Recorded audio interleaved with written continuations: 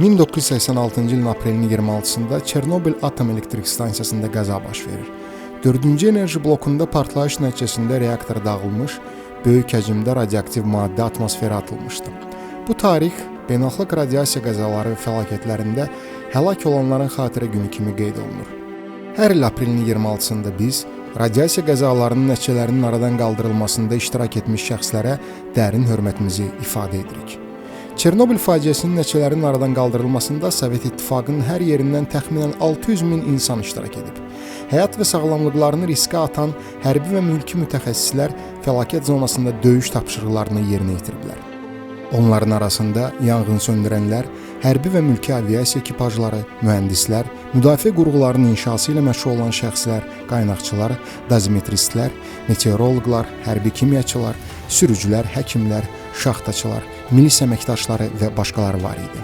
Fəlakətin nəticələrini aradan qaldırmaq üçün SSR Nazirlər Soveti sədrinin müavini Boris Yevdokimoviç Sherbinanın rəhbərliyi ilə hökumət komissiyası yaradılmış və müxtəlif sahələr üzrə böyük bir qrup təşkil olunmuşdu. Komissiya təhlükəli zonadan insanların təxliyəsini, qəzanın mənbəyinin lokallaşdırılmasını, ərazinin dezaktivasiya, təmir bərpa işlərini, əhalinin tibbi müayinəsini və yerləşdirilməsini təşkil edirdi. Qəzanın ilk dəqiqələrində Atom Elektrik Stansiyasının elektrik sexinin rəis müavini Aleksandr Lelechenko maşın zalına hidrogenin daxil olmasını dayandırmış və digər enerji bloklarının təhlükəsiz fəaliyyətini təmin etmişdi. 4-cü enerji blokunun növbə rəisi Aleksandr Akimov yanğın söndürənləri və təcili yardım briqadalarını çağırmış, blokdakı avadanlıqları söndürmüşdü. O həmçinin Aleksandr Nixayev, Arkadi Uskov, Vyacheslav Orlov, Vladimir Çugunov və Leonid Taptunov ilə birlikdə reaktorun soyutma sisteminin kəsici klapanlarını açmışdı. Turbina sexinin rəis müavini Razim Davletbayev turbina yağının boşaldılmasını və generatorun içərisindəki hidrogenin təcili çıxarılmasını təşkil etmişdi. Maşinist Vyacheslav Brajnik yağ borusunu bağlamış, maşinistlər Yuri Vershinin, Aleksandr Novik və Andrey Tormozin yağ sisteminin nasoslarını söndürərək yanğının yayılmasının qarşısını almışlar. 3-cü enerji blokunun növbə rəisi Yuri Bagdasarov bloku dayandıraraq qəzanın daha geniş miqyasda yayılmasını əngəlləmişdi.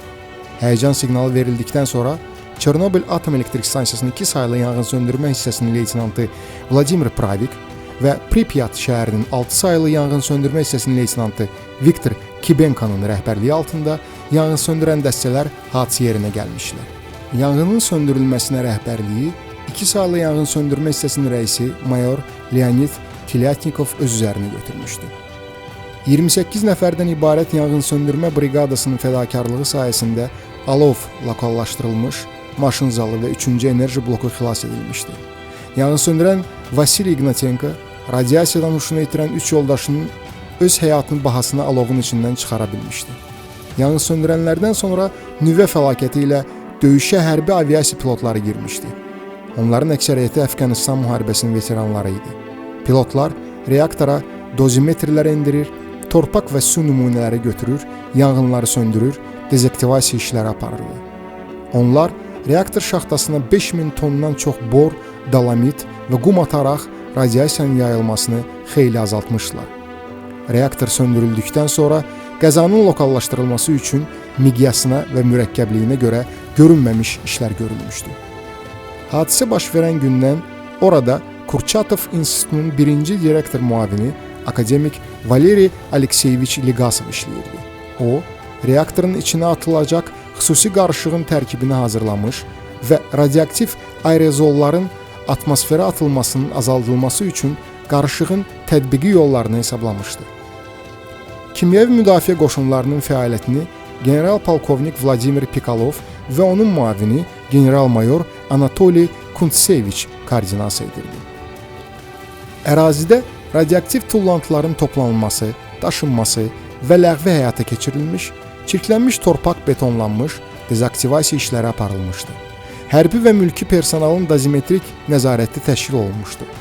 Ətraf mühitin radioaktiv maddələrlə çirklənməsinin qarşısını almaq məqsədi ilə hidrotexniki qurğular inşa edilmiş, radiasiya şəraitindən asılı olaraq müxtəlif zonalarda işləmək müddəti 1 dəqiqədən bir neçə saata qədər dəyişdirilmişdi.